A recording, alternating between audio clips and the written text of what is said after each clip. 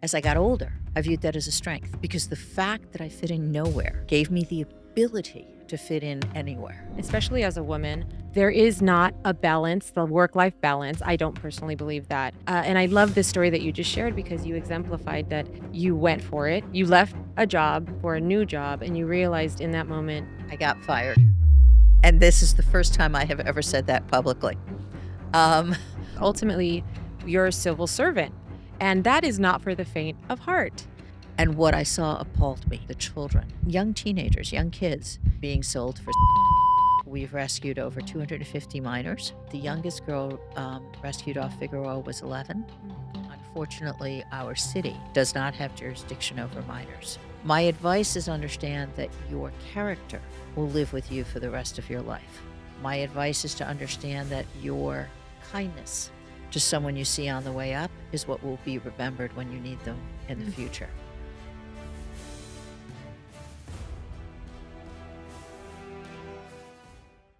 Good morning, everyone. Welcome back to Empowered with Gina podcast. I am back in the center of Los Angeles, one of my favorite places to be, and I am with no other than the Los Angeles City Attorney, Miss Heidi Feldstein Soto. Thank you so much, Gina. I'm so happy to be here with you. Welcome to my office. It's a total honor. I'm so excited. Thank you for accepting. I'm really excited to share your journey and who you are with everyone that's going to listen today, because I know how inspiring and empowering you just being in this incredible office in this city means to citizens and community. So I always start my podcast asking my guests to describe themselves using 3 adjectives. There And you this go. will be the hardest question of the podcast. No, it's okay. It's very hard to encapsulate, I think, a personality in 3 adjectives, I know. especially given how much we move. So here is what I will tell you. Okay. I am committed. What you see is what you get. Okay. I very much keep my promises, keep my word. If there's something that I can't keep as a promise, I tend to tell you that, which is not always the popular thing to do. I know. So I am committed to the task at hand. I am persistent. I like delivering results. People often say to me, "Oh, thank you so much for taking this call," or "Thank you so much for doing this." Mhm. And from my vantage point, it's don't thank me for a call or for access or for something. Let's see what we can do to help. Love Let's that. deliver some results. Let's give you some measurable statistics that will demonstrate the commitment and the persistence that I spoke of. And the last one is I am resilient and joyous. You get up every day, Mm, and I think to myself, what can I do today to do good? that's right. And the wonderful thing about this job is that this job gives me opportunities to make a difference in people's lives and to do good every single solitary day. Absolutely. Absolutely. So where did the young Heidi grow up? What was this childhood like for you? I grew up in San Juan, Puerto Rico, so born and raised in San Juan. Okay. I was born at a time, 1958, which was the greatest generation. So my dad was a first generation American Jew. His parents were from Poland and Romania. Mm. And my mom was a third generation Puerto Rican Catholic. Wow. Um, and so back in 1954, when they were married, um, it was controversial and actually against the laws on the books in terms of anti-miscegenation to have a Jew Really? marry a Catholic. Oh my gosh. So they got an African American judge, the only Black justice on the Puerto Rican Supreme Court, No. married them in my grandmother's backyard. And that was, to me, a defining moment. We were a nuclear family with a Jewish last name in an island nation that was 99.9% Catholic. I was always fitting in nowhere. Mm.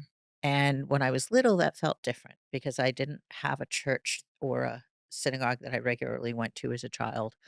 I neither fit in here nor fit in there. Mm-hmm. As I got older, I viewed that as a strength because the fact that I fit in nowhere gave me the ability to fit in anywhere. And so I couldn't be pigeonholed. Mm. I could always reach out and find common ground from across the spectrum. Now I am a Latina And because Jutina. I am a I love Jewish it. Latina. I love that. When I was a teenager, I converted to Judaism. Okay. And so a I have been Jewish my entire adult life. That's wonderful. So, given this upbringing, which really signifies a melting pot, if you will, of experiences, did you have lawyers in your family? Because you were a lawyer before you were the city attorney. Where did becoming a lawyer come from? My father was a lawyer, and my father started his career as a plaintiff's contingency fee lawyer representing injured longshoremen and dock workers in Mm, Puerto Rico. He was one of the lawyers who formed the very first labor union for what was the estibadores, the longshoremen in Puerto Rico. mm, And he morphed his practice eventually in the 70s to more general litigation, corporate litigation. But he was a corporate lawyer by day and a do gooder by night. So my father represented the incarcerated men and boys mm, in La Princesa, which was an absolutely notorious dungeon of a prison underneath the city of Old San Juan. mm. And so dad was representing the rights of the incarcerated Wow.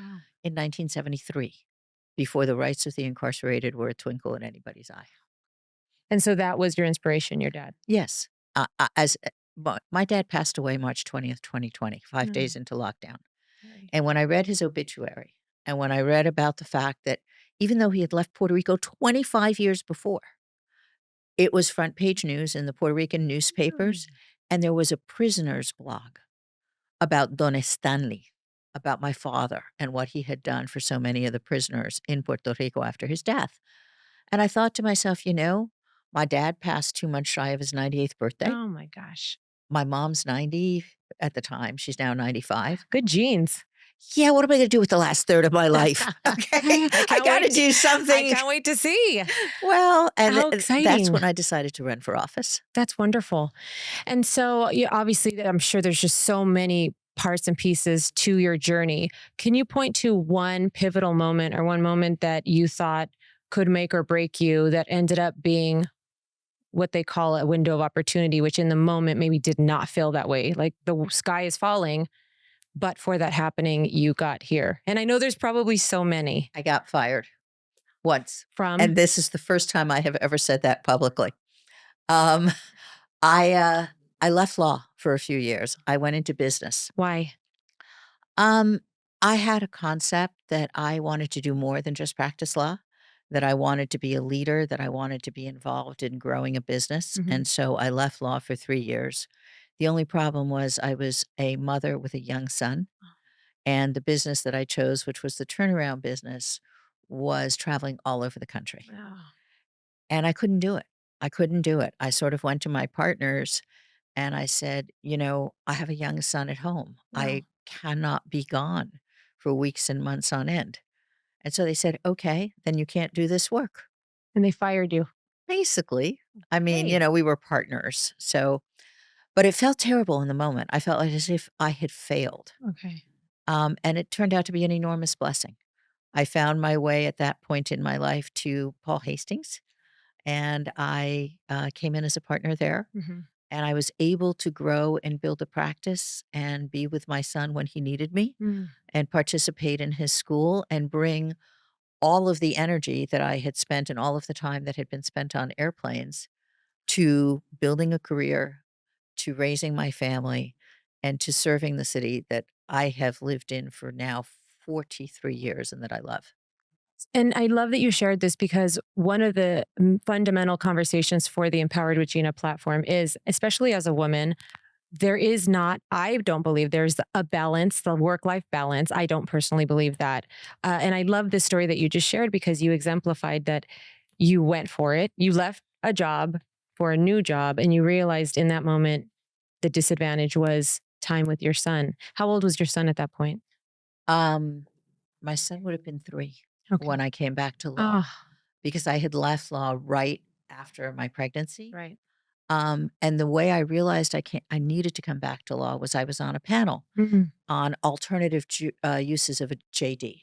Oh, Okay, I it was like a that. panel for women on what can you do with a degree in law besides practice law. Oh, And I'm sitting on the panel and I'm talking about my current job. And I got off the panel, and a client of mine from Wells Fargo Bank came up to me and said, Heidi, I don't know if you realize it, but you just told everybody in the room how much you miss practicing law. Oh my gosh. And what a miserable job what a miserable time you're having in your new job. But in that, failure was the awakening, was the answer. I found my way to a law firm that allowed me to grow and flourish and prosper. I found my way to home. I found my way back to my son, and it gave me um, really an insight that was worthwhile. I've had a lot of setbacks in life, but I come back to the basic core values. From Judaism, I take the values of responsibility Mm. with accountability and justice, and the value of tikkun olam. It is part of our job to heal the world, to repair the world, to do good. From my Latina heritage, I take the values of inclusivity, Mm. of collaboration, of hard work, and not caring who gets the credit. Mm. Really caring about working together and That's moving right. us all forward and empowering us all. That's right. That is the Latina side of you, Gina. That is the Yes. Latina side of me. It's our superpower. And I think most people, every person has it. It's just tapping into it and utilizing it. So, okay, here we are in the city attorney's office. Ultimately, you're a civil servant, and that is not for the faint of heart. And I don't think it is. And it takes, someone like you said, that doesn't necessarily get the credit all the time and is really there for the common good. Just for people listening who maybe don't even know truly what the city attorney does, in a nutshell, can you share what your job entails? I can. And thank you for asking the question because my job is one of the least understood in the city. Right. My job starts with discretion and the ability to advise the city of Los Angeles. It is in the title. I am the city attorney. So, as the city attorney, you have to have some experience as a transactional lawyer. You have to have experience in representing a client, letting the client make the client decisions, and guarding the attorney client privilege. Oftentimes, when things are said about me in the media that aren't accurate, I cannot respond Mm. because the way I can prove that it's not true is violating the attorney client privilege. Yeah. Part of what we do is we advise over 220 boards, commissions, and departments of the city. That includes the Los Angeles World Airport, that includes the harbor, and that includes the Los Angeles Department of Water and Power. We represent over 200 city departments that are not proprietary, that include things like the Board of Public Works, housing, planning and land use, everything from animal services to the zoo. And then I have the unmitigated joy of representing 17 other elected officials, Wow. all of whom, of course, have their own opinion, and many of whom are lawyers. Right. Ultimately, we have a concept of one city. We don't have a system where the different branches of our own government sue one another, Mhm. um, all at the taxpayer expense. That is what New York has. So the city council, according to the city of New York, will sue the mayor, or the mayor will sue the city council every year or two. Okay. That's a waste of taxpayer dollars. Mm. And that really is an impediment to coming together as one city and moving the city forward. What our form of governance does is it makes the city attorney the ultimate arbiter of who gets to decide each issue. Okay. You look at the city charter, and this decision falls to the mayor, or this decision falls to the city council, or this is a privilege that the city controller has. Mm. And we get to decide who is the client. We don't get to make the client decision. Okay. And that's, I think, takes a certain level of finesse and maturity to take your own personal political philosophy out of the equation and really do what's best for the city as a whole. Right. And be the objective arbiter for the city. That's what we all try to do. Yeah, absolutely. And so, from my vantage point, I supervise an office of 1,000 legal professionals. So, part of the job is some experience in managing people and managing an office and the processes and making sure that the office operates in accordance with best practices and with integrity.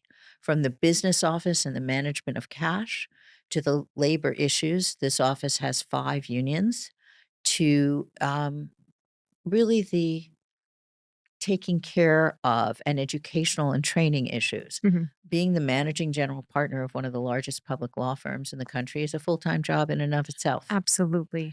And last but not least, we litigate. We are the shield for the city and we bring affirmative litigation to protect people. Mhm. That's what we've done, for example, with the Trump administration. We've brought all of these um, claims Right. that are designed really to guard three things. One is money. All of our grant money and our funding, the SNAP benefits that have been taken away, those are the lawsuits that we've joined.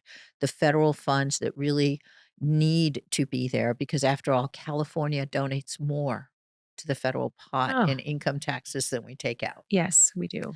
Secondly, our streets, not having our sovereignty infringed upon by the National Guard, by the Marines, by folks like that, because they have no business doing local law enforcement.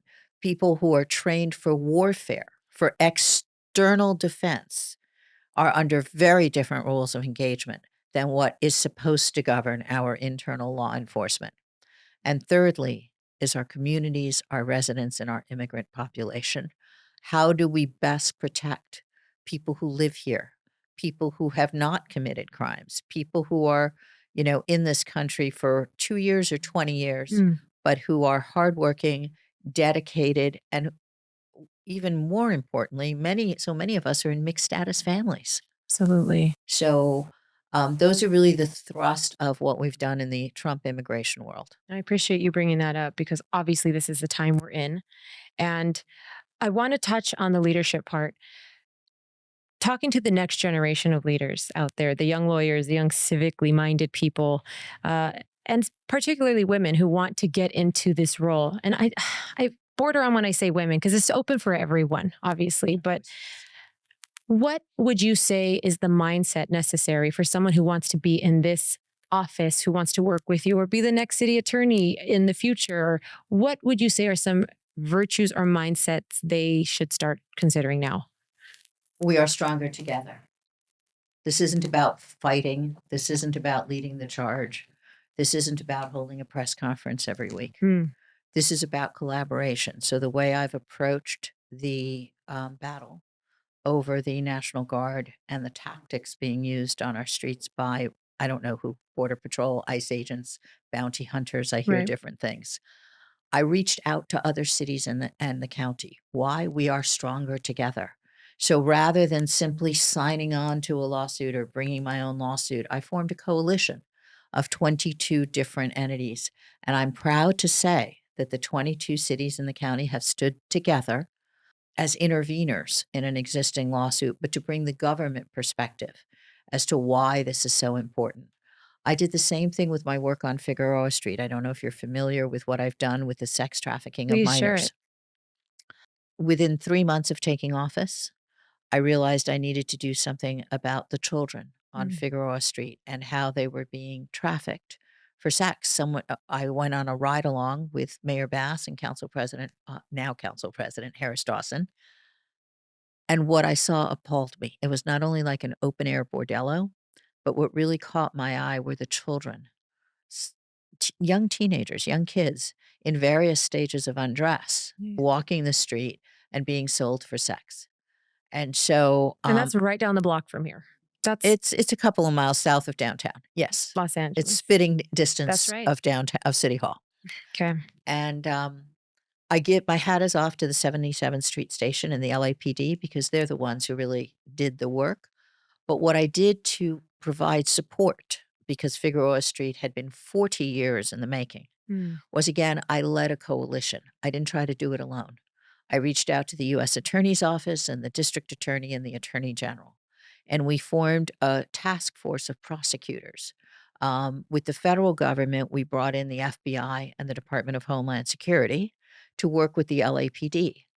At that time, which was in April of 2023, the LAPD photographs were all over the internet. That's right after those pictures had been released. right. So we didn't have confidence that we had individuals who could serve effectively as undercover officers. Mm, And the FBI and the DHS were kind enough to provide us with backup and support.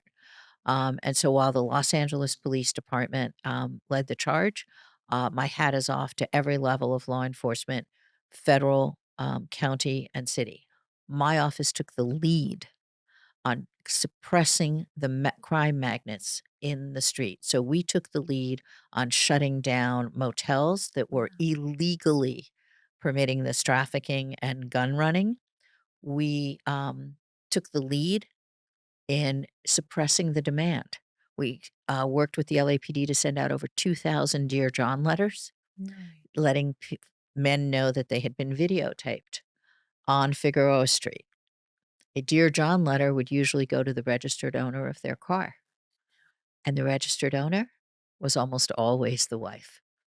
And so it was a very effective deterrent No. to the demand. No. Yeah, it was fun. Clever. And then we prosecuted Johns for misdemeanor charges, and we helped package felony referral packages for over 70 predators, really pimps, traffickers, people making money off Right. young flesh. Right. What I will tell you is that the youngest girl rescued off Figueroa was 11. Mm.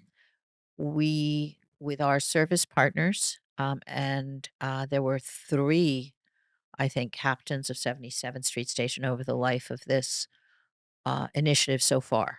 And we've rescued over 250 minors, all but two of whom are little girls. There were Mm. two little boys. And we've, as I said, over 2,000 Dear John letters, 78 felony predator packages, and I don't know how many misdemeanors. It was over 200. I applaud you for doing that work. Can you expand on when the children were rescued? What services or then what was the follow through for them? That we deliver them into the hands of service providers or the Mhm. county. Unfortunately, our city does not have jurisdiction over minors. So if you're under 18, that really goes to the county, Oh, dependency courts, family courts. Um, okay. I wish we could do Of more as a course. city, but what we can do is help provide a pathway off the street. We have a program in my office called Children Exposed to Violence, Mm. and we use some of the funding and some of the resources from that program to help deliver the children into the hands of providers Okay. who take them to a safe space, away from Figueroa Street, away from where their pimps can find them again. There is always some recidivism, Sure. but there's also a number of girls who found their way to their grandmothers, who found their way into a different life and a Yeah. different home. Ah. So we work with people like you may have heard of Journey Out or Mhm. Forgotten Children Yes. or Sister Friends or Expediente Rojo. Yes. I made it a point to make sure that we had providers who could identify with the kids we were trying to help. So, looking at the landscape of Los Angeles with so many worthy issues and urgent issues, looking forward, what would you say would be from the city attorney's office? Obviously, they're all very important, but what are some of your biggest concerns looking at a forecast out in this Trump administration world? Because it's not only immigration, obviously, we understand that's a big part of it, but there's the economy, there's the homeless issue, there's all these other issues that are very important to us as citizens. I'm going to surprise you because I'm going to start with an issue that is outside of my jurisdiction. There's very little I can do about it, although I'm trying to figure it out. The dismantling of opportunity, of upward mobility through the dismantling of the education system, Mm. the dismantling of expertise, of the safety net, of the generations of government dedicated public servants who, whether it's the Center for Disease Control, Right. okay, or it's the highway transportation, or it's the air traffic controllers. When you have individuals, expertise, training programs, resources dedicated to seeing danger and protecting the population Mhm. from disease, protecting us in ways of public health safety, moving us forward for advancement so that we can feed ourselves, so that we can grow as a society, providing the pathway to upward mobility that is ultimately the justification for capitalism and for Right. the kind of economy that we have and that we all support. Right. The dismantling of those safety nets is what's most difficult to replace and what is most concerning. And as a city attorney, um, litigation and the courts can only go so far. And so we as a community have to come together the same way the country has come together to protect our immigrant communities. Mhm. Whether it's an elderly grandmother in the South in her pajamas with a gun And that pointed, that was saying, something. "Get off my That was something. property." She meant business. She She did. meant business. Or it's the kids in Michigan with their cell phones coming around and Yes. protecting. So many Um, allies, so many advocates out there. and we have to see each other and we have to keep helping each other. I appreciate that. So, to conclude, I would love for you to just impart any insight or motivation for people watching who are looking at you, obviously, with so much inspiration. People that face roadblocks or the fear of failures or the fear of being judged or embarrassment or their shame and regret that they carry. What would you advise people listening to do, something that you've employed in your life to help you get through those moments that they might consider using to help them push forward in with their goals? Again, it's what worked for me. Um, I got comfortable inside my own skin sometime in my Mm. 30s. I got to the point where I'm not afraid to speak my truth. I'm not worried about engagement. I welcome the opportunity to go into spaces that may not necessarily agree with me and to have a civil discourse. My advice is understand that your character will live with you for the rest of your life. My advice is to understand that your kindness to someone you see on the way up is what will be remembered when you need them in the Mm, future. And so, whether you're dealing with the messenger who delivers a package or the CEO of the corporation where you hope to get your next job, everyone is entitled to dignity, courtesy, and respect. Everyone um, has a role to play in our lives, in our society, and in our world. And we need to help one another, embrace one another, and approach life with what I try to get up with every day today. What can I do to make the world a better place? Where can I do good? What's my tikkun olam? mm, Whether it's a smile for somebody, it's something more meaningful. Um, if we all focus on the good that we can do today, mm. our capacity for good will grow. If we focus on what we can learn from others today, our capacity to do more in the future will grow. And so, I'm proud to say that even at this ripe old age, I'm learning every day. And this is a job that is technical in nature, yes, but it is also a job that has so much capacity for good. And I'm so grateful. Thank you for everything you do for our city and for sharing your experience and time with us today. And I would love to welcome you back in the future. Anytime, Gina, you know that. Thanks so much for having me. Thank Really, you. truly. Thank you. Bye.